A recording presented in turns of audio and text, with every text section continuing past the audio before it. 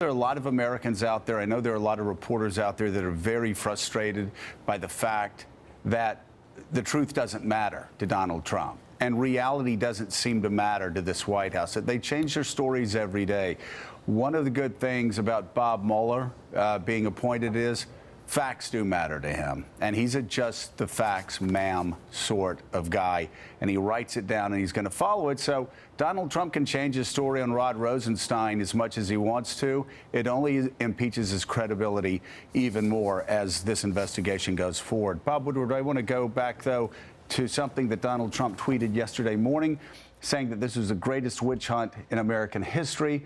We are all reminded by when Richard Nixon had said that what you were doing, what Woodward, what Bernstein, what the Washington Post were all doing against him was a great, quote, witch hunt.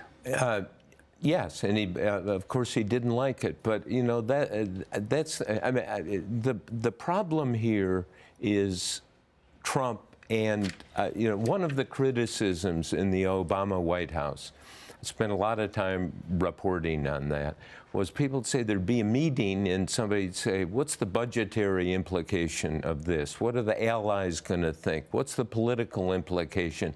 And no one ever asked the question, what are we trying to accomplish? Right. And that's what this President Trump needs to do, needs to start out the morning and say, what am I trying to accomplish? There are a lot of, I suspect, I mean, you know him well. I don't think he wakes up in the morning and says, how can I screw things up and cause damage to this country and the presidency? How many people but he's got to figure out. Yeah, I want to ask. What is he trying to do? I'm going to bring you into this because this is a very important point. And I was telling somebody this yesterday afternoon, that if you want to understand Donald Trump, you don't have to read The Art of the Deal.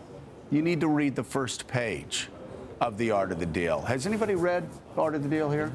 Because, Willie, in The Art of the Deal, on the very first page, Donald Trump says, and this is back in the 70s, 80s, whenever he wrote it. 80s, yeah. He said, I don't plan ahead. Mm-hmm. I just show up in the office. I wait for phone calls to come in. I wait for things to happen. I don't plan things out. Things just happen, and when they happen, I react to them. And that really was, for anybody that knew Donald Trump in New York, that's how his business ran. And at times, that worked for him. It certainly worked for him personally. But it's clear that's how he's trying to run his White House.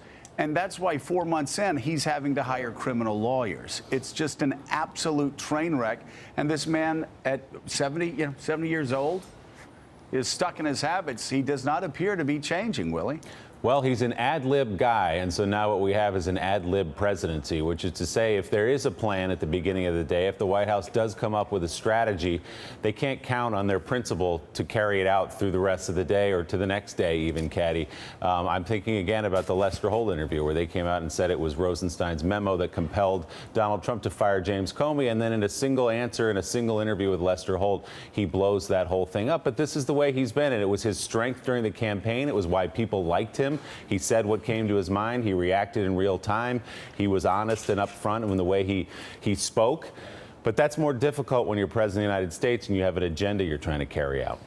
Yeah, and it's probably why they came in, and despite all of the people telling them you shouldn't appoint General Flynn to be your national security advisor, we have to go back in time and remember that moment of incredible confidence that the Trump team had after winning an election that no one thought they were going to be able to win. And they thought they won it by doing things against the conventional wisdom. So if the conventional wisdom said don't hire Michael Flynn, they were going to hire Michael Flynn and put him in there.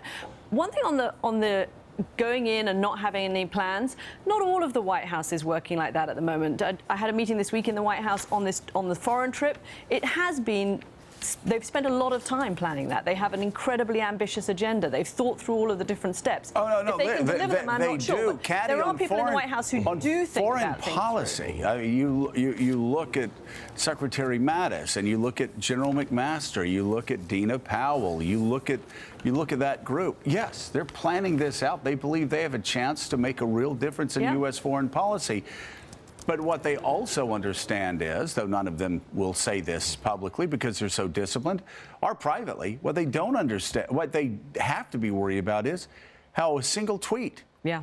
can undermine their relationship with Israel. Or a single phone or call Saudi or a single Arabia. comment about Or a NAFTA. single Or, yeah. aside at a, during a speech. Single or aside something at a like that, press yeah. conference. I would love to know what their position is on a lot of the controversies that have erupted in Israel. But everybody's just going in their own different direction.